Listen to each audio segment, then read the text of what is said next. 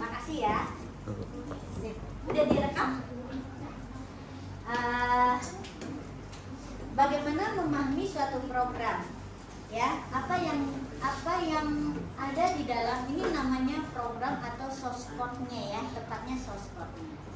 Ini source code ini apa sih isinya gitu, ya? Oke. Nah, kebetulan ini yang sudah ada tipe data bentuk. Oke. Kalau kita lihat ini ya. Ini kelas ini ya.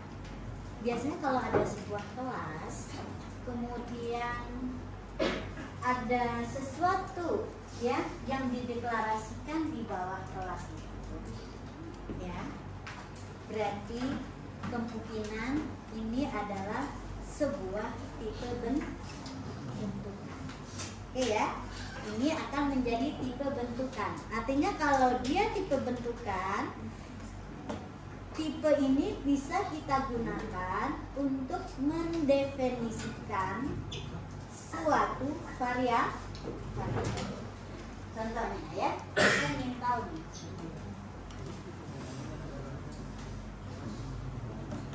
Oke, ini tarik integer. Oke, kita punya main program ya. Menurut Anda, ya, semuanya ya, kita baca ini.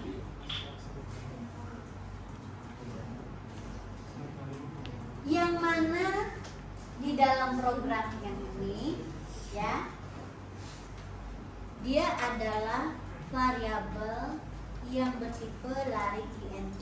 Mana yang variabel?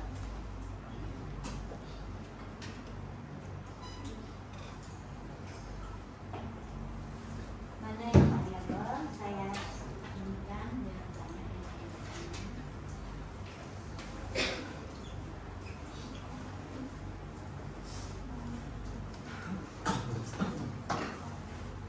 Mana yang variabel?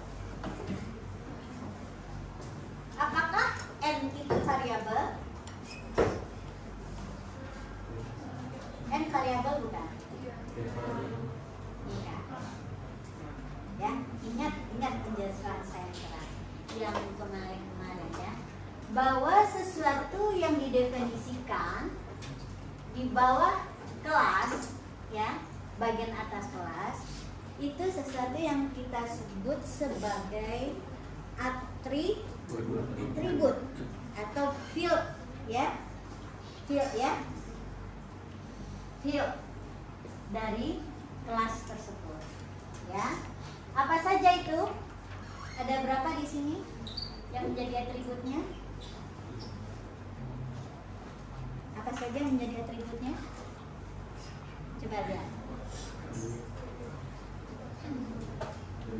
2. Apa saja? N sama A. Kalian harus yakin ya. Kita nggak ngapalin. Kita cuma baca apa yang ditulis di dalam source program. Jadi yang menjadi atribut adalah 2, yaitu N dan A. N, ya. N itu bertipe apa? A. A tipenya apa? Yakin ya? Gak apa-apa kalau salah dulu. A tipenya apa? Kalau N tadi integer. Kalau A? Hah? Yang tertulis itu, coba. Kalau A tipenya apa? Tipe itu ada di sebelah kiri dari nama. Oke. Kalau A tipenya apa? Nah, yang tertulis saja, coba. Tulisnya apa? INT. Terus ada kurung siku buka dan kurung siku tutup. Itu artinya apa? Apa artinya? Array of integer. Harus yakin ya.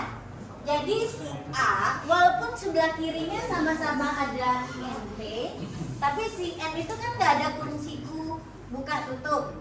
Berarti si n itu tipenya integer. Kalau A itu karena ada kurung siku buka tutup, berarti itu itu adalah array, ya. Terus yang setelah array itu ada kata sama dengan, lalu new, terus int, terus dalam kurung siku itu n. Itu artinya apa itu? Ingat ya. Nah, ingat nih sekali lagi. Sesuatu yang ada kata new-nya ini akan berhubungan dengan permintaan ke memori. Kalau di sini adalah permintaan ke memori untuk mengalokasikan tempat, ya, bagi si array tersebut sebanyak apa? Sebanyak yang di belakang itu. int ini kan tipe ya. Biasanya tipe itu ada ukurannya, berapa tempat yang dialokasikan di memori. Ada yang mungkin dulu pertama itu ada cuma 4 bit, terus ada 8 bit. Sekarang saya nggak tahu ya apakah sudah 16 bit atau 32 bit, tergantung pada tipe dari ini. Nah, di sini misalnya int itu 16 bit. Nah, berarti dia dikalikan dengan n, yaitu sebanyak jumlah elemen. Itu artinya ya, besar tempat di memori. Jadi dari sini kita tahu bahwa kelas ini, source code ini adalah untuk mengelola, ya, program untuk mengelola suatu array yang bertipe integer, ya. Oke. Nah, selain deklarasi tipenya, ada juga apa di sini? Ini kita sebut sebagai apa? Prosedur dan fungsi. Jadi ada prosedur dan fungsi yang digunakan untuk mengelola array tersebut. Nah, coba saya ingin tahu ada berapa prosedur dan fungsi kita? Ada berapa? 4. Itu apa saja? Coba sebutkan. Yang pertama, init array.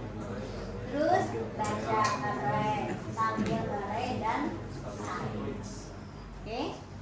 Kenapa kalian nggak sebut dari int yang ada kurung buka tutup itu sebagai prosedur? Apakah dia prosedur juga?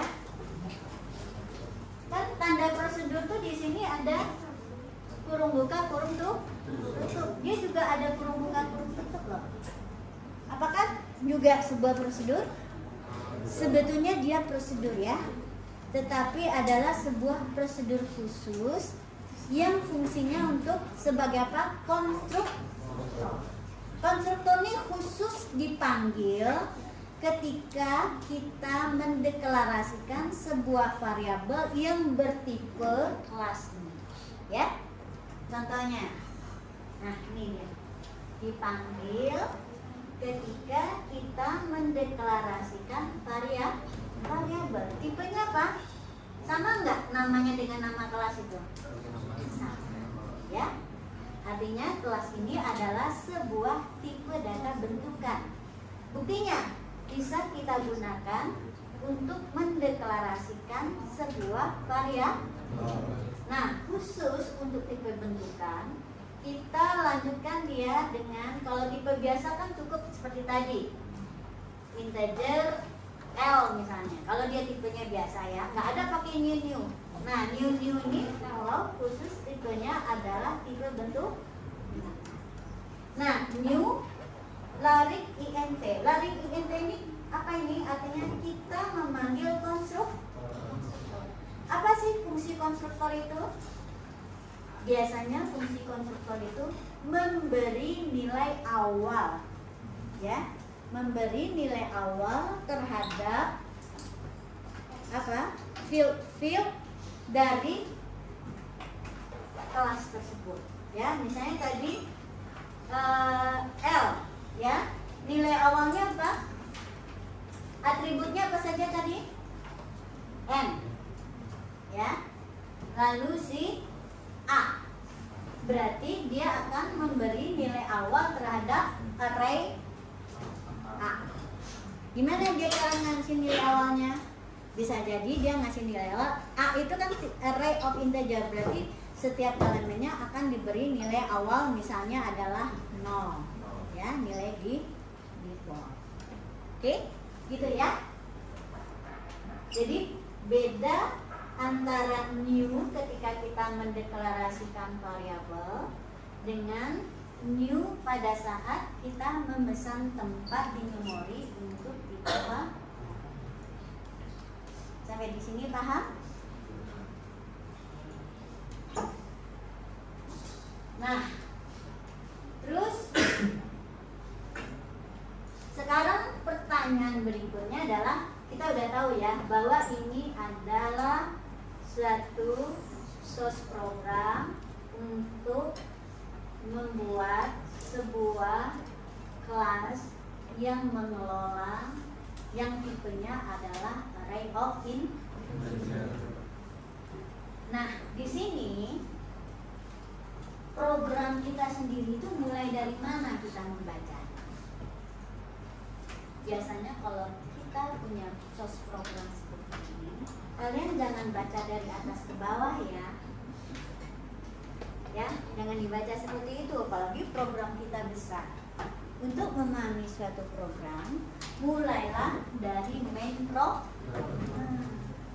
Kalau dari atasnya cukup tadi tipe datanya, ya, untuk memahami struktur data dari kelas. Oke, sekarang kita mulai memahami bagaimana alur eksekusi suatu program. Jadi kalau kita ingin memahami apa yang dilakukan oleh suatu program, mulailah dengan membacanya dari main. Oke ya, berarti kita mulai dari sini, main program. Ya, bisa jadi loh, ada walaupun kita deklarasikan banyak prosedur dan fungsinya, bisa jadi dia tidak menjadi bagian yang dieksekusi, ya. Atau jangan-jangan ada yang dieksekusi, tapi fungsi dan prosedur tersebut tidak ada di dalam program ini. Bisa jadi ya, bisa jadi nggak ada di kelas tersebut. Jadi bacalah dia dari main program. Oke, kita mulai dari sini. Larik int L sama dengan new larik int. Artinya apa ini?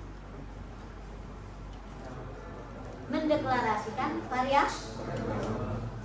Berarti ada dua ya yang dideklarasikan, ada L dan ada L2. Ini dua objek yang berbeda tetapi tipenya sama, yaitu larik int. Oke, ibaratnya gini, ini akan dibuat setelah deklarasi itu tersedia di memori, ya, ada dua larik, ya, sesuai dengan ukurannya, ya. Ini adalah pertama larik yang pertama yang kita buat, L, ya. Dikasih nilai berapa awalnya? Inisialisasinya nilai default yaitu 0. Lalu ketika dipanggil, dideklarasikan lagi L2, maka hasilnya adalah L200. Ini sudah ada di memori. Nah, yang berikutnya apa yang dikerjakan? Apa yang dikerjakan? Ini apa namanya? Memanggil prosedur. Kalau seperti ini namanya memanggil prosedur, ya. Prosedur ini array dipanggil oleh siapa? Objek si L. Bukan L2 ya, tapi si L. Oke, kita berarti kemana kita ke sini?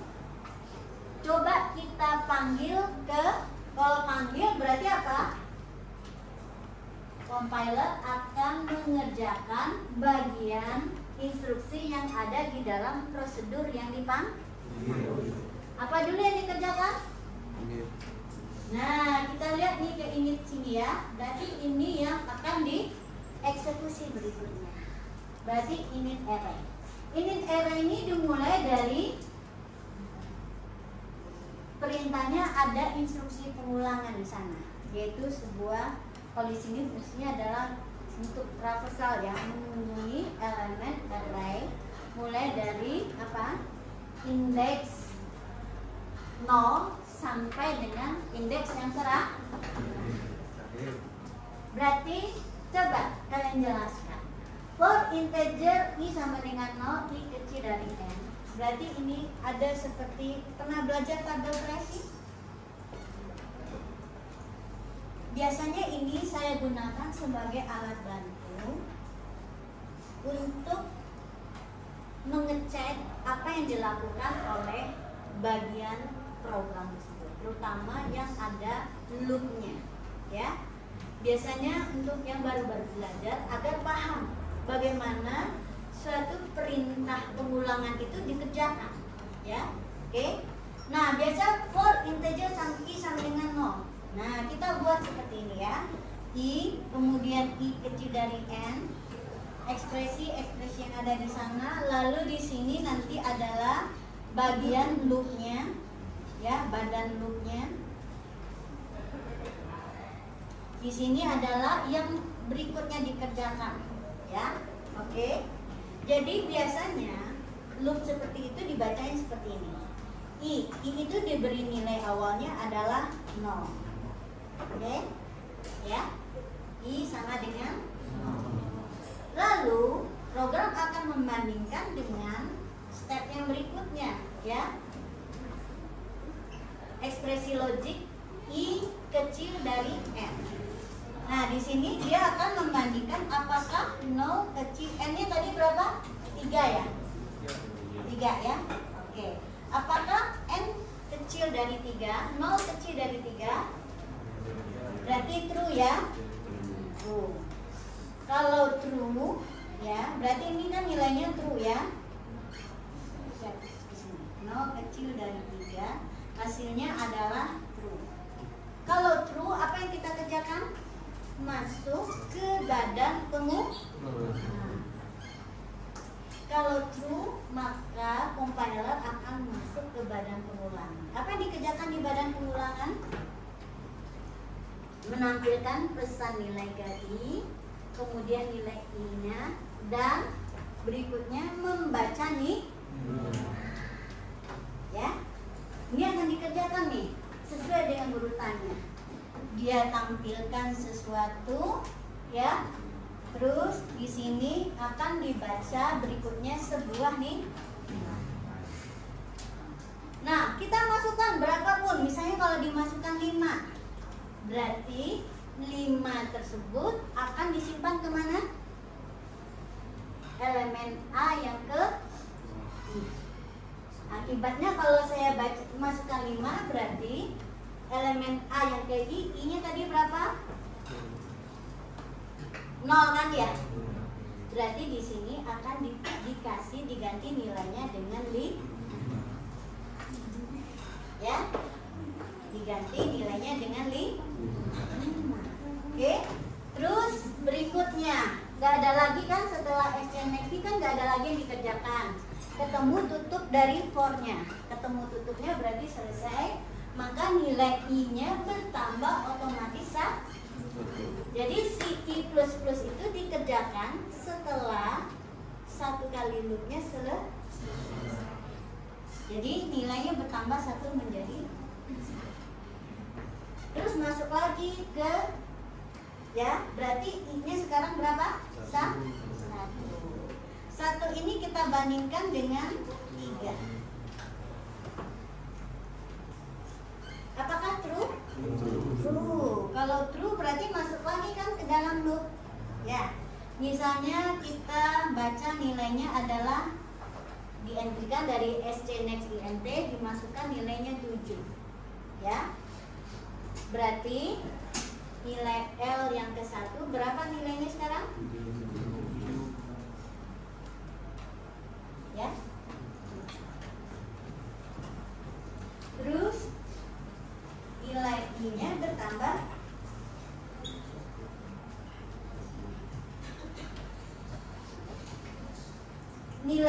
bertambah lagi 1. Ya, jadi 2 ya. Oke. 2 kecil dari 3. Di sini mau masukkan berapa? Misalnya 12. Ya, berarti di sini nilainya 2.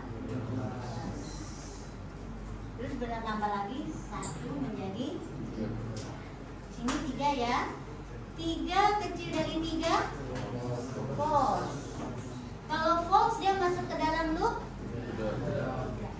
Ya, dia tidak masuk ke dalam loop dan nilai I-nya kayaknya juga nggak bertambah ya. Oke, terus ada perintah lagi? Tidak ada kan? Oh, enggak di sana ya. Ada perintah lagi? Nggak ada kan? Berarti terus kemana perginya sekarang? Kembali ke prosedur yang memanggil. Kan ini dipanggil di sini. Kalau kembali berarti dia akan mengerjakan perintah berikutnya. Itu ya, perintah berikutnya. Nah, sampai di sini aja dulu. Setelah init array ini, nilai L-nya menjadi seperti yang dimasukkan 5, 7, 2. Apakah nilai L2-nya sudah berisi data? Ya, belum. Yang baru berubah adalah si.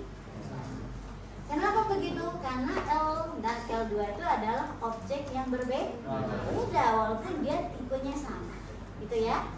Oke, sekarang kita masuk ke tampil array.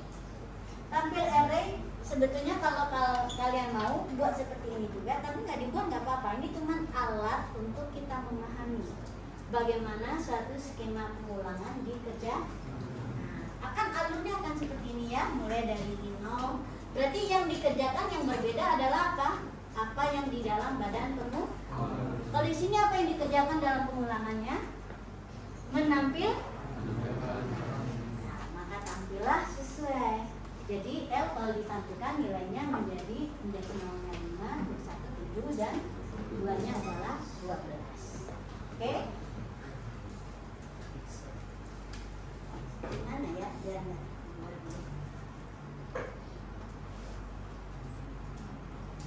Oke. Nah, setelah ini selesai sama dengan tadi. Nah, kita akan masuk ke instruksi yang berikutnya. Oh, saya salah. Init array itu bukan membaca nilai tapi mengisikan ya. Saya salah, berarti ini sampai tampil tadi adalah 10, 10. Aduh, kalian nggak ada ngoreksi ya. Karena ini init array apa tadi? Mengisikan dengan 10. Nah, sekarang ya, dan tampil nih pasti isinya 10. Nah, lalu baca lagi berikutnya. Ya, lalu panggil lagi prosedur baca array. Nah, baca array baru dia mengerjakan loop untuk mengisi setiap elemen dari data yang diinput dari perangkat masuk. Baru tadi hasilnya apa yang ini ya? Contohnya yang 10 tadi diubah menjadi berapa? Ini diubah menjadi 5, 7, 12 sesuai dengan yang dimasuk. Nah, setelah itu apa lagi? Sudah selesai ke sini ya, menampilkan pesan L. Lalu sekarang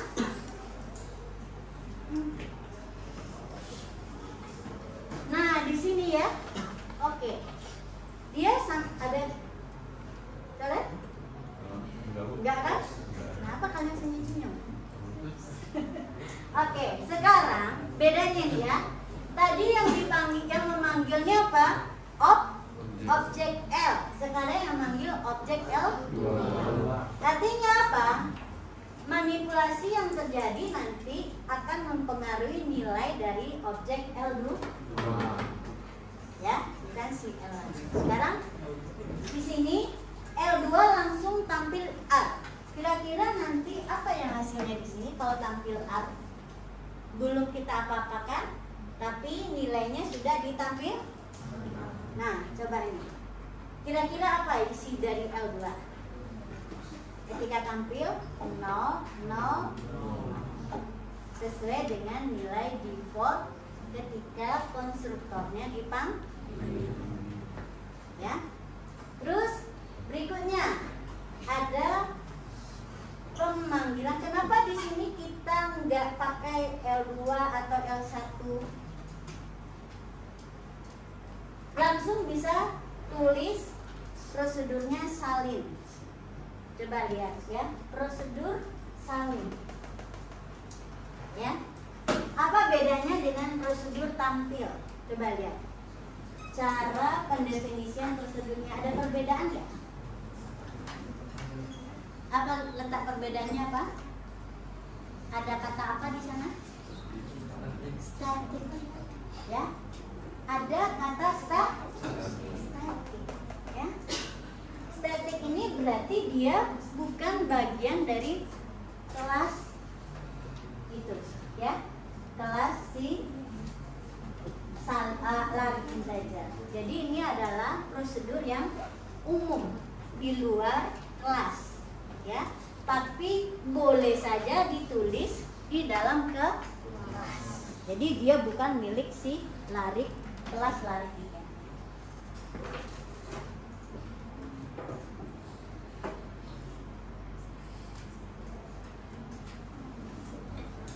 Nah, jadi kalau pemanggilan prosedur statik, dia tidak harus melalui suatu objek. Ya, oke. Nah, sekarang ini tetap dikerjakan ya. Berarti ketika prosedur salin ini dipanggil, maka kita pergi ke prosedur salin. Oke, kita lihat ya. Ada dua parameter yaitu L dan L.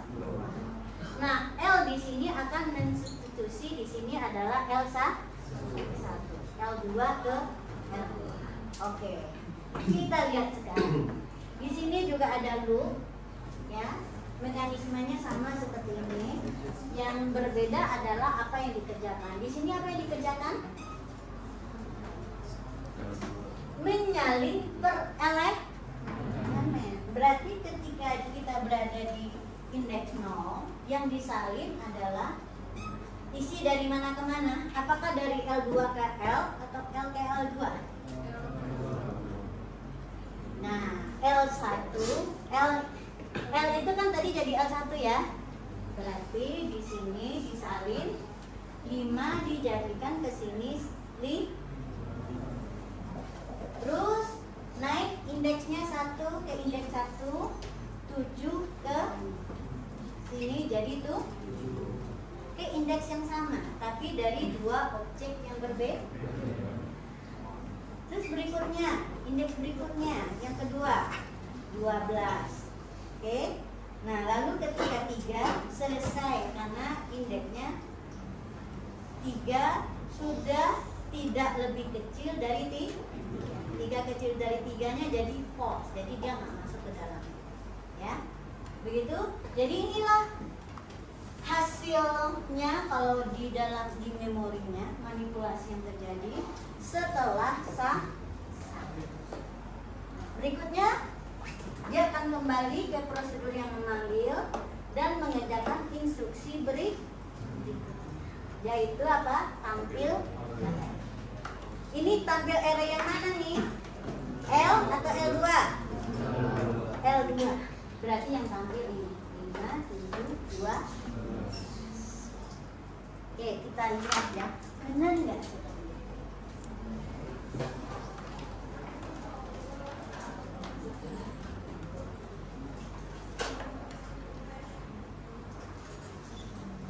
Nah, ya. Pertama kan nilainya 10. Itu hasil inisialisasi ya. L diinisialisasi, hasilnya diisi dengan 10 semua. Ya. Berarti ini kita sudah mengerjakan bagian yang mana nih? Baru sampai mana yang kita kerjakan? Ini sudah, ini sudah. Kita sedang tahapan memanggil prosedur baca, ya, baca array yang sedang dikerjakan dan menampilkan permintaan nilai ke I sama dengan 0. Ya, oke. Nah, saya isikan 5, terus berikutnya masuk 10, 7 ya. Maunya 7 sesuai di sana, lalu saya masukkan 12. Oke. Nah, ketika saya di sini selesai prosedur baca kita kembali yang memanggil, lalu yang setelah dipanggil itu adalah mengerjakan apa?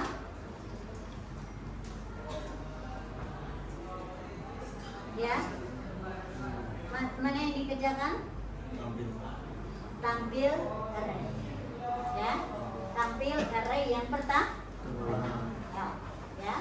Lalu kita masuk ke nampilin L2, benar ya? Nampilin L2. Terus di sini, ini bagian sampai sini yang mana? Tampil array yang ini. Ya. Terus di sini yang mana? Tampil array yang kedua. Salin apa? Salin itu terjadi di belakang layar. Ya. Tidak ada pesan yang ditampilkan, tapi ada aktivitas di memori di mana dia menyalinkan L ke L2. Gitu ya. Paham? Ini penting banget nih. Ya. Jadi kalian walaupun bukan kalian yang menuliskan program, tapi jadi bisa memahami suatu program yang dibuat oleh orang lain atau yang kalian temukan mungkin di internet. Ya. Jadi sekali lagi, untuk memahami alur eksekusi program, mulailah dari membaca main program. Jadi jangan baca urut teksnya ya. Jadi jangan baca urut source code-nya. Jangan. Karena apa? Yang dieksekusi itu bukanlah menurut apa yang ditulis urutan source code-nya. Ya. Nah, kapan kita perlu memahami isi dari suatu fungsi ini, ya? Kalau memang ada bagian-bagian di sini kita ingin tahu apa yang dikerjakan atau kok bagian ini logikanya salah. Coba cek itu ada di prosedur dan fungsi mana yang salah. Ya. Oke? Nah, beda dengan alur kita kalau kita menuliskan sebuah source code, kita biasanya mulai dari mana? Nah, itu beda lagi, ya. Sampai di sini ada yang paham? Mudah-mudahan bisa ya. Oke, sekarang saya bawa ke contoh yang lain. Ya, silakan. Saya senang ya kalau ada yang bertanya. Ya, silakan. Tadi kan di kodenya ada void, ada static void, terus oh iya. Ya, bedanya apa itu, Bu? Sama yang terakhir di bawah public static void gitu. Oke, ya. Biasanya yang nggak ada kata static, kata public, itu artinya apa? Prosedur itu milik si kelas tersebut. Ya. Sehingga cara pemanggilannya adalah seperti ini. Kalau kita ketik nama objek tersebut, kemudian pakai titik, maka dia akan muncul sebagai properti dari kelas. Dia bisa langsung diakses namanya, ya. Dan di dalam prosedur ini, cara kita mengakses, ini satu lagi, cara kita mengakses atributnya akan berbeda. Coba lihat ke sini. Atribut-atributnya bisa diakses dengan langsung jadi nama fieldnya, oke? Tanpa lewat nama variabel. Ya, oke? Paham ya? Jadi langsung nama atributnya bisa diakses. Ibaratnya gini ya. Kamu punya ransel kan? Oke, ransel ini punyamu. Oke. Boleh nggak saya yang bukan pemilik ransel tersebut mengakses sesuatu di dalam ranselmu? Nggak boleh kan? Begitu juga ibaratnya kelas ini adalah sesuatu ya, penyimpanan ya. Ada barang-barang yang tersimpan di sana. Kalau bukan pemiliknya nggak boleh akses langsung. Oke? Kalau pemiliknya boleh mengakses langsung. Jadi ibaratnya adalah apapun tindakan pemiliknya, dia boleh mengakses langsung ke propertinya ini, yaitu si atribut. Tapi kalau orang luar, dan contohnya yang salin, perhatikan salin ini, ya. Di salin ini kita nggak bisa langsung nulis A yang ke I atau apa, tetapi harus melalui variabel. Nah, apakah parameter ini jadi variabel? Iya. Parameter ini sebetulnya adalah sama dengan fungsinya seperti variabel ya. Sesuatu yang dilewatkan, dia menyimpan data atau nilai. Gitu ya.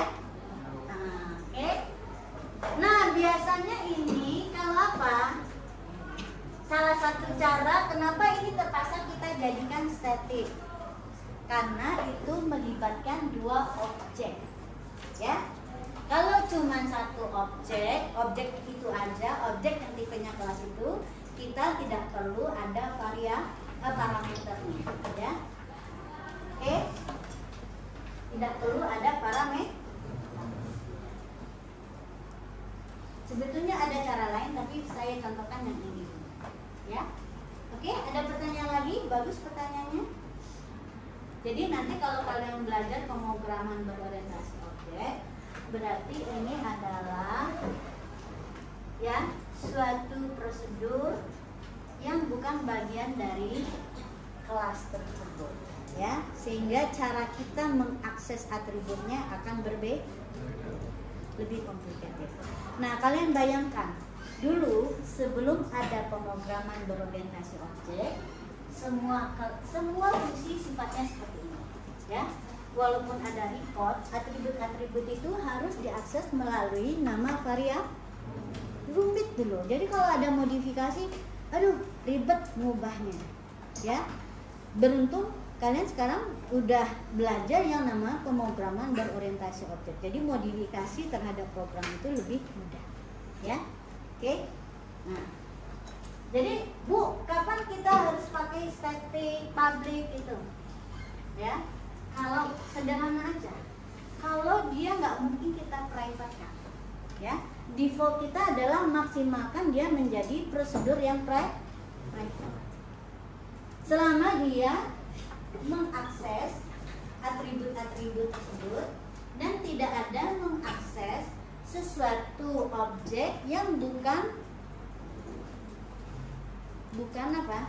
Mengakses objek yang di luar itu, mengakses objek lain, maka kita bisa jadikan dia private. Tapi kalau ada akses objek yang lain atau objeknya lebih dari satu, maka mau tidak mau kalian terpaksa jadikan dia prosedur yang static, ya, atau public, gitu ya. Oke, gitu ya. Nah, ada lagi pertanyaan? Jika tidak, saya mau ke yang lebih kompleks lagi. Kita udah pernah bikin namanya array of ya. Jadi array kita bukan bertipe integer lagi, tapi bertipe record. Oke. Kalau ada, ya, bandingkan ya. Kalian bagaimana caranya, Bu? Apakah kita harus baca dulu yang barang atau array barang? Sebetulnya nggak terlalu ini. Kalau membaca logika program, kita mulai dari tipe yang lebih besarnya, ya. Tipe dimana mungkin dia memanggil tipe yang lain. Di sini tipe yang memanggil tipe yang lain itu siapa? Apakah barang atau array barang? Array barang. Coba di barang itu dia tipenya adalah tipe data dasar aja kan semua, benar nggak? Tipe data dasar string dan data. Berarti yang kita mulai harus memahaminya adalah dari kelas yang besar ini, ya.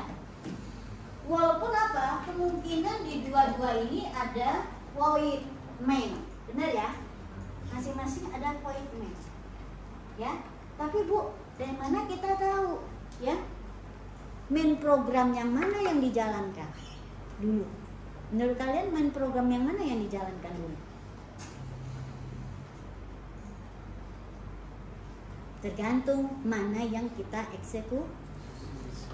Ya, misalnya kalau saya eksekusi si barang, ya, coba kita lihat ya, eksekusi barang apa yang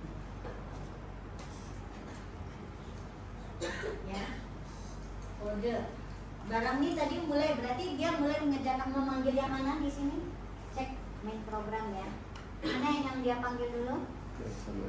Pertama dia panggil konstruktor ya untuk deklarasi. Konstruktornya ada? Nggak ada konstruktornya. Berarti apa yang dilakukan? Nah, kalau konstruktor ini tidak ditulis, yang tanpa parameter ini nggak ditulis, nggak masalah ya. Selama nggak ada parameter, nggak ada konstruktor yang berparameter, dia tanpa parameter boleh tidak gitu. Sudah disediakan oleh Java. Oke, ya. Nah, ini udah diinisialisasi nih atributnya. Atributnya apa saja? Kode, nama, harga. Masing-masing diisi dengan nilai default. Kode diisi dengan nilai defaultnya karena string adalah string kosong atau null. Nama juga. Kalau harga berapa nilai defaultnya? Bilangan double, bukan nol aja, pasti ada titiknya belakangnya, ya. Oke. Setelah itu yang dieksekusi adalah baca Nah, baca barang, makanya ini yang tertulis dulu adalah yang teroutput kode, karena itu yang dikerjakan dulu ya. Oke, kita masukkan nih 5, 10, 12 ya. Saya mau nanya, menurut kalian ada berapa objek yang akan kita baca di program ini? Hanya satu, yaitu objek B yang bertipe benar, hanya satu ya. Tuh, selesai program kita. Memang hanya satu ya.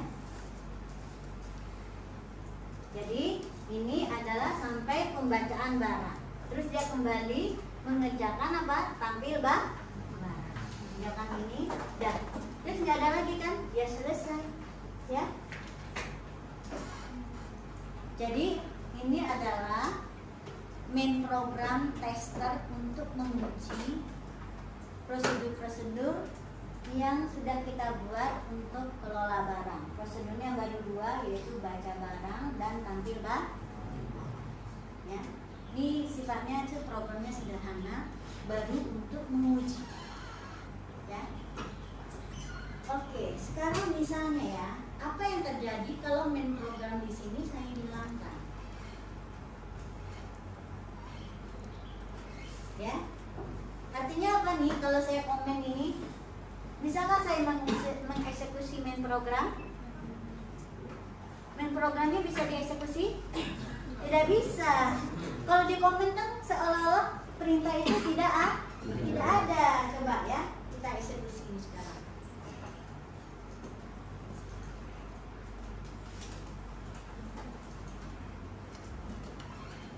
Ya, tidak ada main program, jadi tidak bisa dieksekusi. Ya, jadi suatu kelas yang nggak ada main program tidak bisa dieksekusi. Nah, sekarang misalnya gini, ya, array barang, ya, array barang. Ini apakah menurut kalian akan bisa dieksekusi kalau barangnya nggak ada main programnya?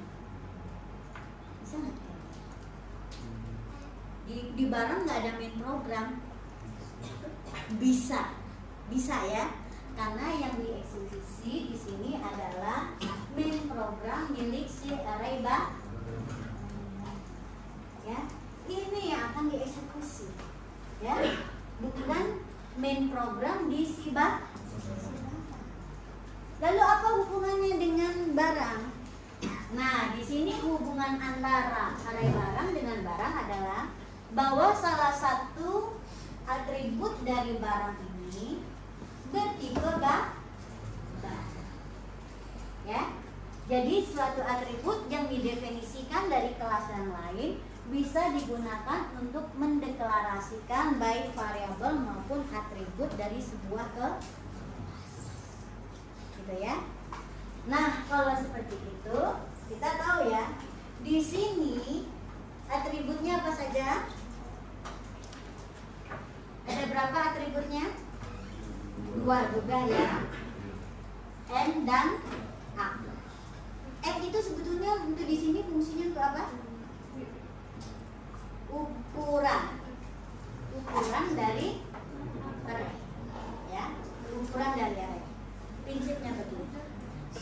array ketika kita deklarasikan, maka ukurannya sudah harus terdefinisi atau sudah harus jelas ada nilainya, ya. Oke. Nah, di sini udah jelas nilainya berapa n-nya? 3. Ya, bisa ya. Ini nggak akan error. Oke. Nah, sekarang setelah struktur datanya kita pahami, tipe datanya, berarti sekarang kita bolehlah bergerak bukan membaca satu demi satu prosedur ya, tetapi memahami main program. Oke. Nah, di main program ini ada L sama dengan new array barang. Itu sama dengan yang tadi.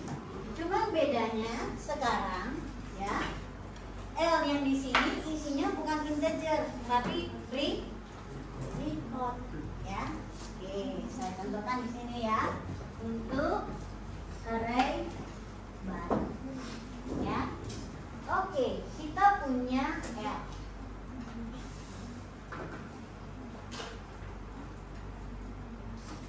Nah, tipenya sekarang yang disimpan di sini bukan sebuah nilai, tapi sesuai dengan atribut. Atributnya tadi apa saja barang itu? Nah, ada. Baru kita cek ya. Ada berapa atributnya barang? Ada berapa atributnya? 3. Apa saja sebutkan? Kode, nama, dan harga. Berarti di sini akan tersimpan ya suatu record ya dengan 3 atribut. Oke, kita mulai nih ya, mengeksekusi si yang pertama ya.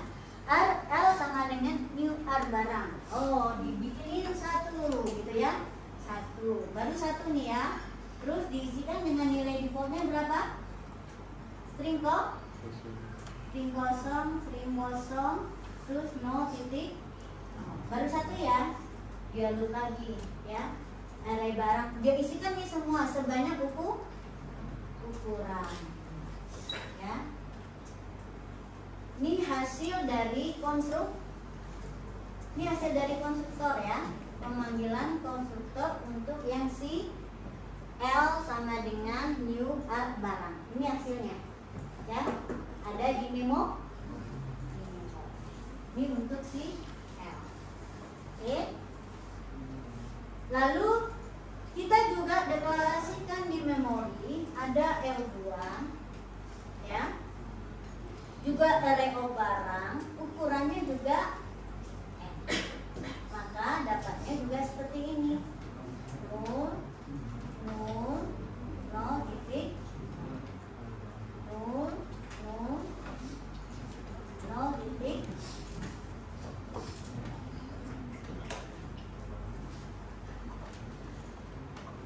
ya. Nih ya, sampai perintah instruksi yang mendeklarasikan variabel L2. Lalu kita masuk ke L titik init array. Barulah kita peduli apa yang ada di dalam proses. Kita cek dulu ya. Init array. Oh, init array berarti ini kan? Ya. Apa yang dilakukan di sini? Barang sama dengan new barang. Berarti kita mendeklarasikan suatu objek R ya, objek R yang tipenya apa? Ini dia sebuah tempat di memori ya. R ini kan variabel. Kotaknya dulu nih, password ini. Isinya adalah apa? Sebuah record. Nah, di sini panggil konstruktor barang ya, coba. Panggil konstruktor barang karena ini adalah konstruktor default, berarti dia akan mengisi dengan nilai-nilai di default. Sama dengan tadi ya. 0 titik ya. Itu sampai dengan barang R sama dengan new bar. Nah, lalu masuk kita ke dalam loop. Prinsipnya sama dengan ini ya.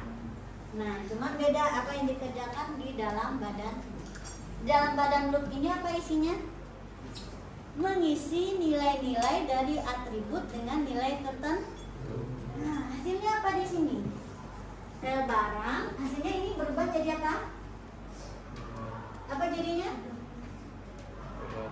String $. Ini juga jadi $. Ya. Oke. Lalu oh enggak, sebetulnya ke sini dulu dia mengubah ya. Ke R-nya. $, dan 0. Lalu isi dari R disimpan ke L1. Ya, disimpan ke L1. Instruksinya mana nih? AI sama dengan F. Kenapa nggak bisa langsung? Ingat prinsipnya. Kalau sebuah record, ya, kalau tipe elemen array-nya adalah record, dia tidak bisa dibaca langsung. Kita harus cari dulu sebuah variabel yang bertipe record tersebut. Setelah ditentukan nilainya, baru boleh disalin ke dalam elemen record. Itu ya. Nah, seterusnya seperti itu. Ya. Oke.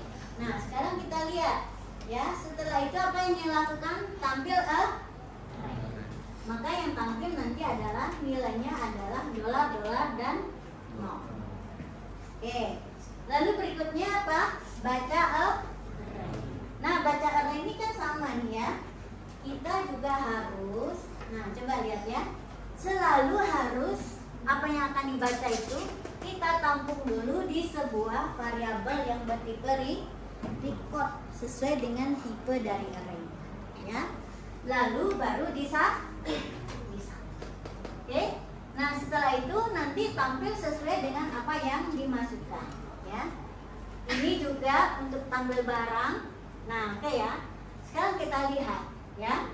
Ketika kita membaca sebuah nilai, ini nggak dibaca langsung, tapi apa? Memanggil prosedur. Kenapa sih panggil prosedur?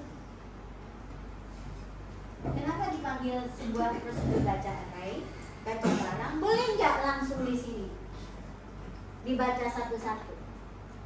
Misalnya B titik apa? Kode B titik ini bisa, tetapi apa? Tetapi baca array-nya akan complicated. Ini biar bisa apa? Biar bisa mudah dipelajari dan mudah bisa digunakan berkali-kali. Kok kenapa kita tinggal B baca array barang? Karena ketika kita buat ya kelas barang sudah ada prosedur untuk membaca. Ya kan? Udah ada ini ya. Sama kan isinya ya? Fungsinya itu sama. Jadi pakailah prosedur yang sudah ada. Gitu ya.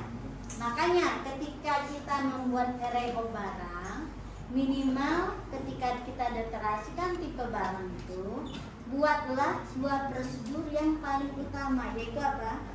Baca dan tampil. Wajiblah itu menurut saya, biasakan, ya. Oke, sudah? Nah, itu bedanya untuk array barang, ya. Untuk baca dan tampil kita bungkus dia ke dalam sebuah prosedur yang kita simpan di kelas barang. Kenapa? Karena ini prinsipnya menuliskan nilai dari sebuah record, bukan keseluruhan, ya. Nah, untuk array-nya tinggal dibungkus ke dalam traversal atau pengulangan mulai dari indeks 0 sampai yang terakhir.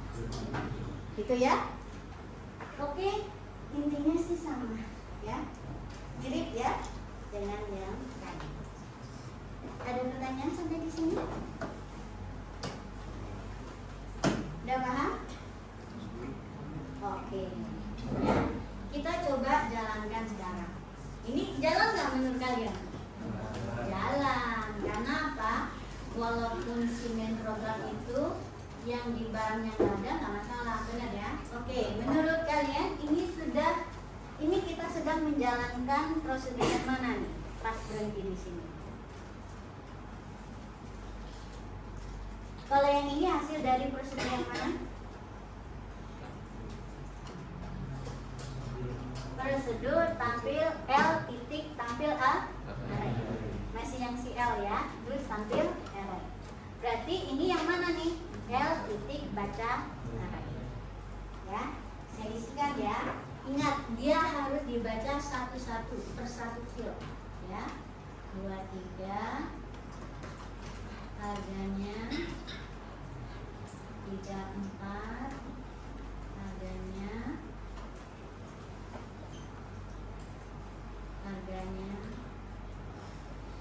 ya, benar ya, sudah terisi ya.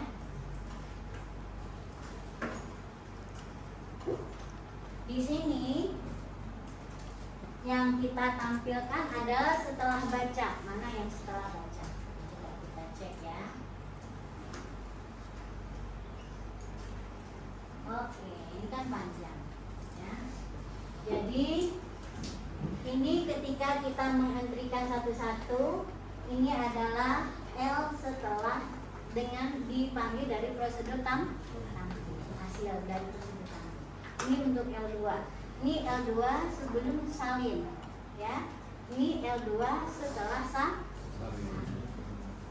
ya. Jadi gitu membaca program.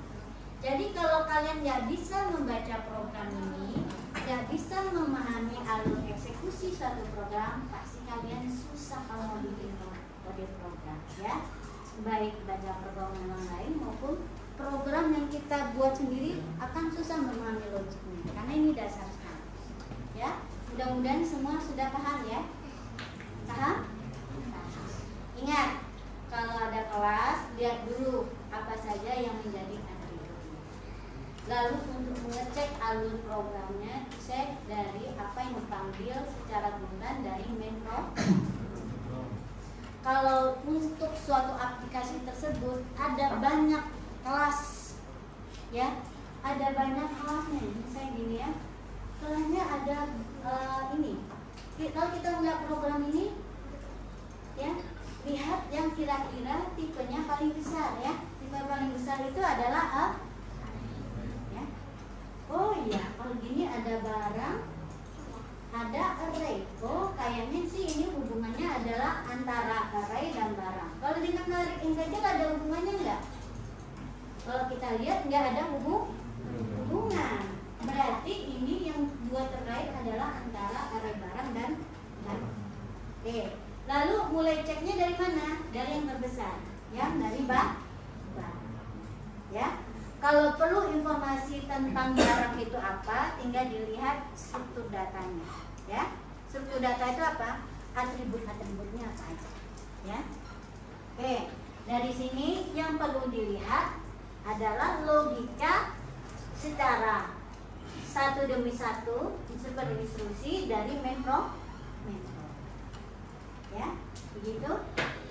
Paham? Nih, ya. Biasanya yang sering kejadian adalah kita tiba-tiba udah punya modal nih ya, udah punya contoh program lari integer, udah punya contoh program lari barang, tiba-tiba kita diminta nih. Permintaannya adalah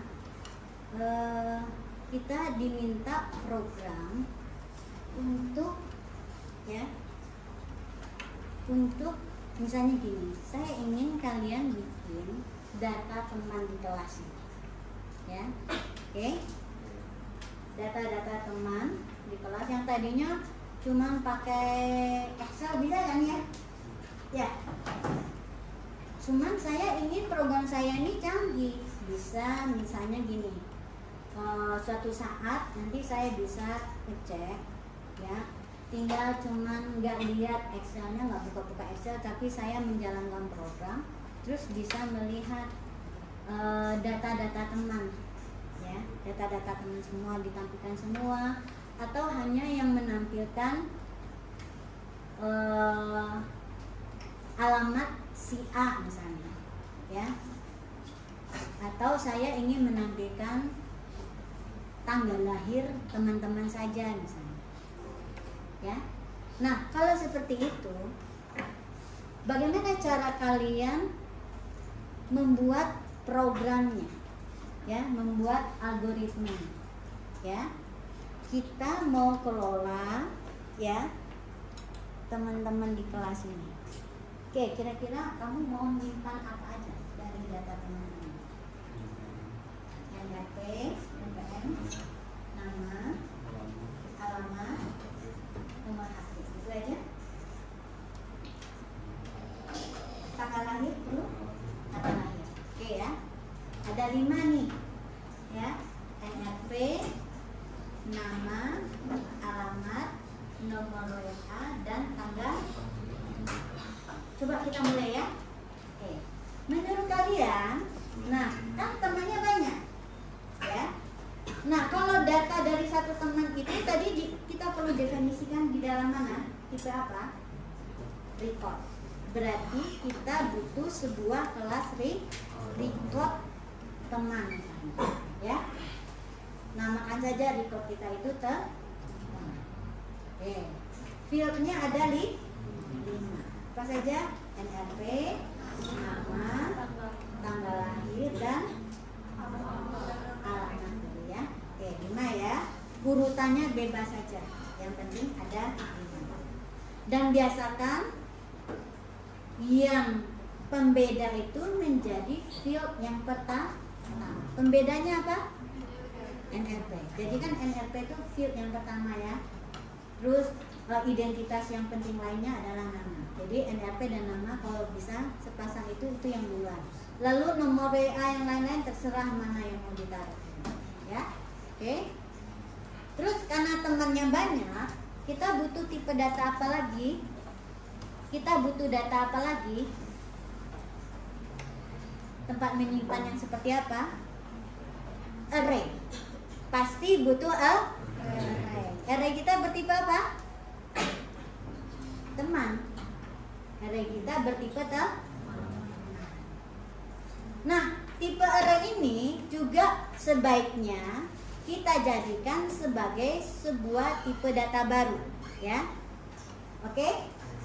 Berarti sekarang kita punya 2 buah kelas. Yang pertama teman, yang kedua array teman. Coba buat itu. Nah, dan untuk ini saya nggak mau kalian ketik dari awal, ya. Gunakan aset. Ini kalau kita belajar ya, ini aset ya. Jangan kalian membuang. Ini aset data. Gunakan aset-aset yang sudah ada ini agar kalian bisa membuat program baru dengan cepat, dengan efisien, yang minim perubahannya dan pasti minim errornya, ya. Karena program membuat dari program yang sudah ada modifikasi. Jadi prinsipnya modifikasi, ya. Oke.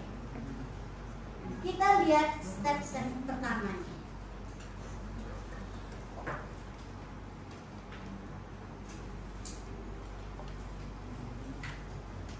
Oke, step pertamanya dari mana? Mulailah dari tipe data yang kecil dulu, ya. Nah, barang ini mau kita kopas ya, copy, terus kemudian tetap di array saja, pilih pas. Kita jadikan dia apa? Teman ya. Tipe datanya tadi namanya adalah teman. Oke, sekarang temannya kita edit. Oke, sesuaikan ya. Tadi ada apa aja? NRP ya. Kemudian harusnya kodenya saya ganti dengan NRP. NRP, nama dan alamat, terus WA ya. Nomor WA. Terus apa lagi? Tanggal lahir.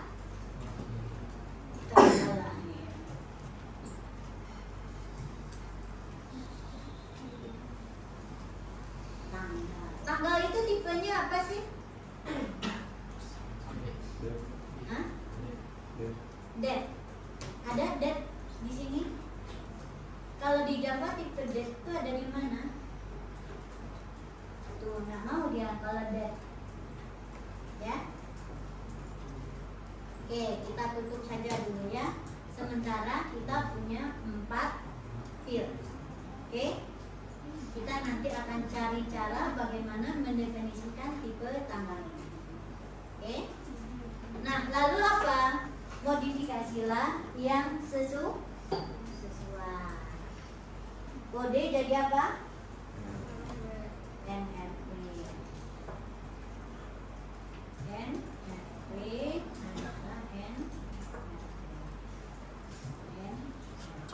Oke, nama sama, kemudian ini alamat.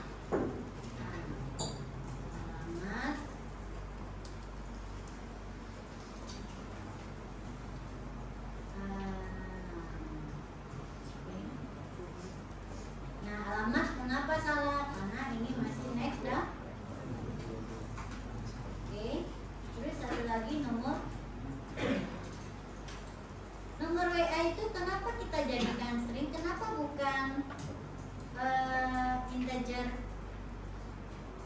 Menurut kalian nomor WA itu integer atau string? String, karena nggak akan dijumlah-jumlahkan gitu kan? Ya, nggak akan dilakukan operasi matematik sama dengan NRP. Jadi dia sesungguhnya tipenya adalah string. Oke ya. Dan ini 4. Berarti ini juga sama. Kodenya jadi NFP. Kemudian ini alamat, ya, tambah lagi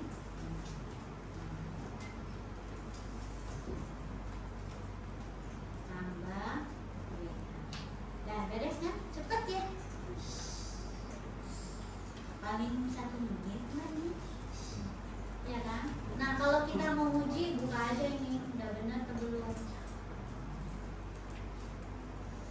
Ya, coba ini udah bisa di-run ya untuk menguji. Jadi main program yang ada di dalam sebuah record biasanya untuk mengujinya, ya, menguji fungsi-fungsinya apa udah berjalan benar atau belum.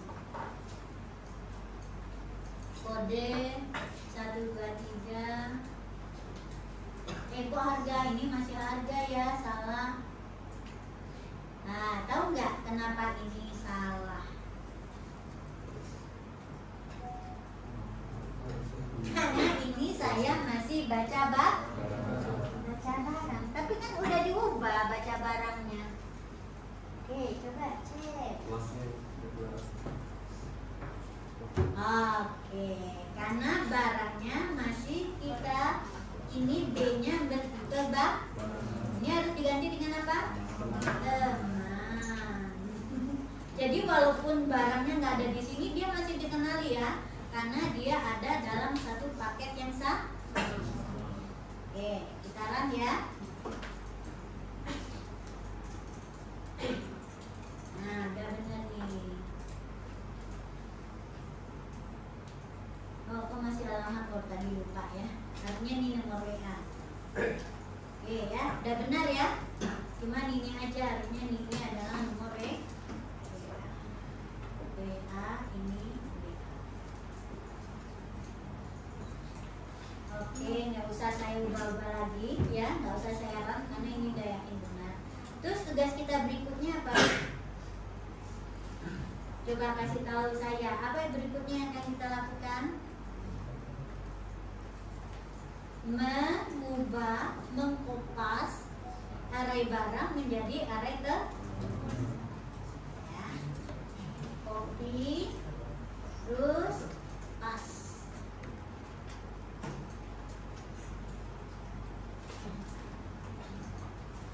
Oke, ini jadi array.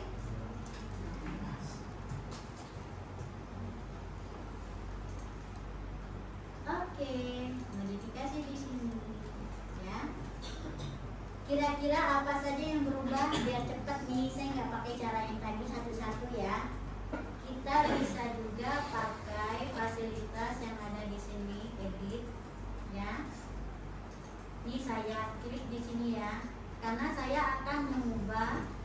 semua yang ada kata barangnya menjadi pakai apa itu? Find and replace. Ya, barang jadi teman. Oke. Dah. Ini kenapa ya? Udah. Oke, ya. Oh, ini artinya saya pakai nek-nek. Waduh, salah ya. Oke, saya ubah dulu. Pertama, pelan-pelan ya. Ini sudah? Sudah belum? Mulai dari mana? Atau saya hapus dulu ini ya, written money saya hapus ya. Oke, bisa nggak ini dihapusnya? Delete.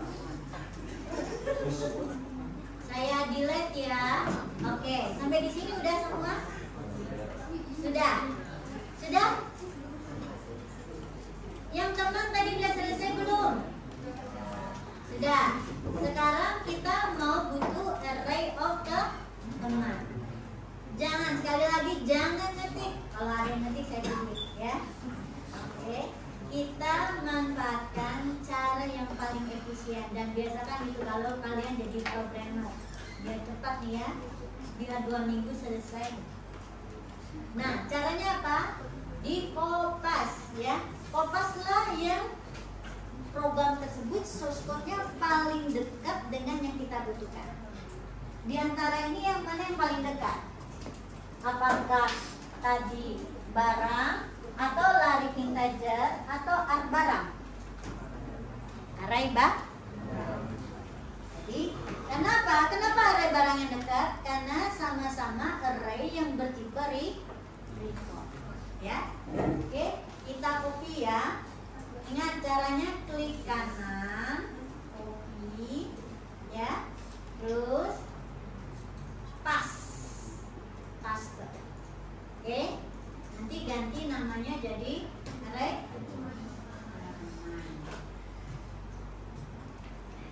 Oke, nah itu udah ada kan? Ya, langsung ada filenya. Jadi jangan mengubah langsung ya. Jadi sejak nama filenya ya itu harus sama dengan nama kelas. Pastikan ya, nama filenya sama dengan nama kelas. Jadi caranya dengan kopas itu kan. Oke, sudah, nama R-nya sudah sama gitu ya. Nah ini ya, jangan cepet-cepet kita ubah ya. Kenapa? Oh, ini sudah. Kalau kita kopasnya benar, maka nama apanya? Nama tipenya juga langsung berubah. Ya, jadi itu menyederhanakan ya, modifikasi. Nah, sekarang apa yang mau kita ubah-ubah? Oh, masih ada tipe-tipe barang di sini. Nah, ini yang harus kita biar cepat gimana? Biar nggak satu-satu kan bisa lama ya. Kalau ubah satu-satu, kalau misalnya ada 30 nih prosedur dan fungsinya, mabok aja kita. Ya, padahal ini kan pekerjaannya apa ya? Pekerjaan otomatis, bisa diotomatisasi. Nah, sebetulnya sudah disediakan oleh si Java NetBeans ini. Pakai apa?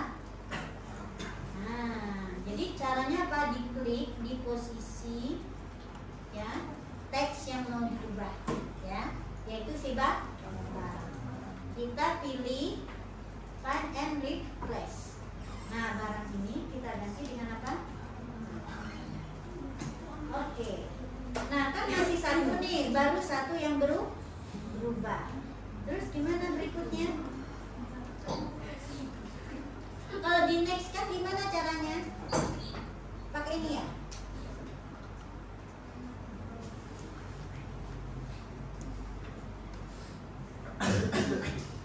Gimana caranya cepatnya? Pakai ini.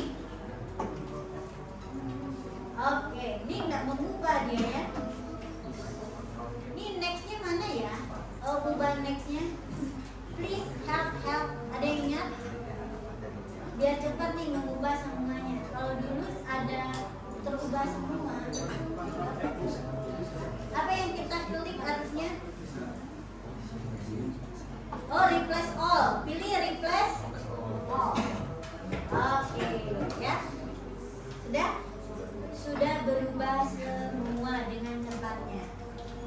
Apakah ada yang perlu kita ubah? Oh, ini satu lagi, ya. Ini sudah jadi baca ke teman ya. Sudah jadi baca teman. Baca teman memang ada. Ini kenapa error?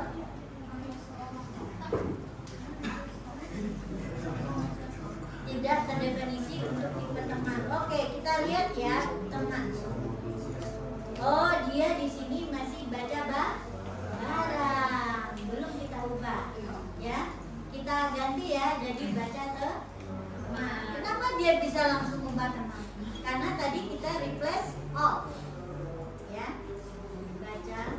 Harusnya kita di sini tadi juga merename-nya pakai rename yang tadi ya, otomatis.